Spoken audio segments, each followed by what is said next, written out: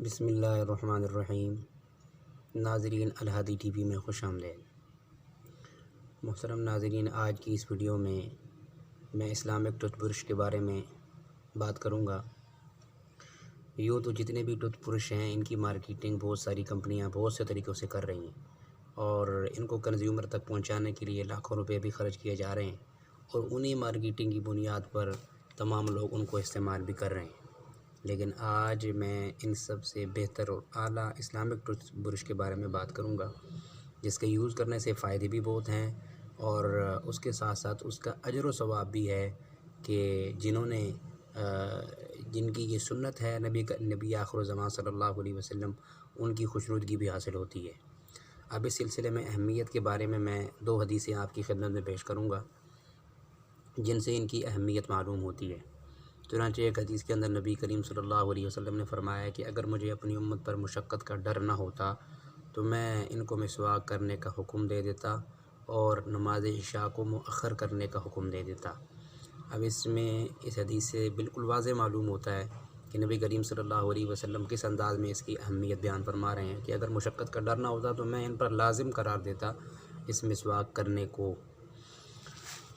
اور ایک دوسری حدیث کے اندر آتا ہے کہ آپ صلی اللہ علیہ وسلم جب بھی دن میں یا رات میں آرام فرماتے تو بیدار ہونے کے بعد وضو سے قبل مسواک کا اہتمام کرتے۔ تو اس حدیث کے اندر بھی بالکل صاف واضح یہ چیز معلوم ہو رہی ہے کہ نبی کریم صلی اللہ علیہ وسلم کا عمل یہ تھا کہ جب بھی آرام فرماتے اس کے بیدار ہونے کے بعد وضو سے قبل مسواک کا اہتمام لازمی فرماتے۔ اسی جیسی بہت ساری احادیث ہیں جس سے ان کی اہمیت معلوم ہوتی ہے اور وصال سے قبل نبی کریم صلی اللہ علیہ وسلم کا آخری عمل بھی مسواک فرمانا تھا۔ اور جہاں تک بات ہے اس کی فضیلت کی کہ اس سے فائدہ کیا حاصل ہوتا ہے، اب اس کے فائدے 2 ہیں۔ ایک فائدہ جس کو ہم ظاہری طور پر ہم حاصل کرنے کی کوشش کر رہے ہیں، جو اس کا مقصد ہے، یعنی جو ظاہری فائدہ ہے وہ ہے دانتوں کی صفائی۔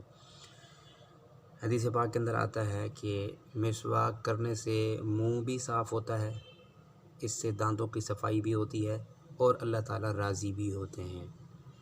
تو یعنی کہ 2 جملوں کے اندر بہت ساری چیزوں کو جمع کر دیا گیا ہے۔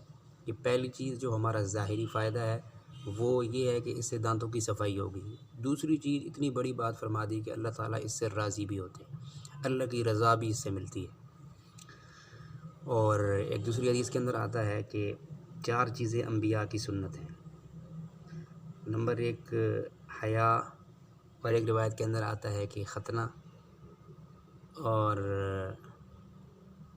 دوسرا ہے نکاح کرنا، خوشبو لگانا اور مسواک کا اہتمام کرنا، مسواک کرنا۔ تو ناظرین، ان حدیث سے اسلامک ٹوتھ برش یعنی کہ مسواک کی اہمیت اور فضیلت ان احادیث سے معلوم ہوتی ہے۔ تو جہاں ہم اور جو ہیں ٹوتھ برش ہیں ان کا استعمال کر رہے ہیں ظاہری فائدہ حاصل کرنے کے لیے، تو اس کا بھی ساتھ ساتھ اہتمام کرنا چاہیے تاکہ ہمیں فائدہ بھی ملے اور دوسری چیز یہ ہے کہ اللہ اور اس کے رسول کی رضا بھی ہمیں حاصل ہو جائے، جو کہ اس دنیا کے اندر آنے کا ہر انسان کا مقصد ہے کہ اللہ اور اس کے رسول راضی ہو جائے۔ تو یعنی کہ جس عمل سے اللہ کی رضا بھی مل رہی ہے اور ظاہری فائدہ بھی مل رہا ہے تو اس کو تو زیادہ ہی اہمیت دینی چاہیے۔ تو امید ہے آپ کو یہ مفہوم اچھے طریقے سے سمجھ آ گیا ہوگا، تو اس کو لائک اور شیئر کرنا نہ بھولیں تاکہ یہ باتیں دوسروں تک بھی پہنچ جائیں، اور اس چینل کو سبسکرائب بھی کریں تاکہ اس قسم کی ویڈیوز آپ کو ملتی رہیں۔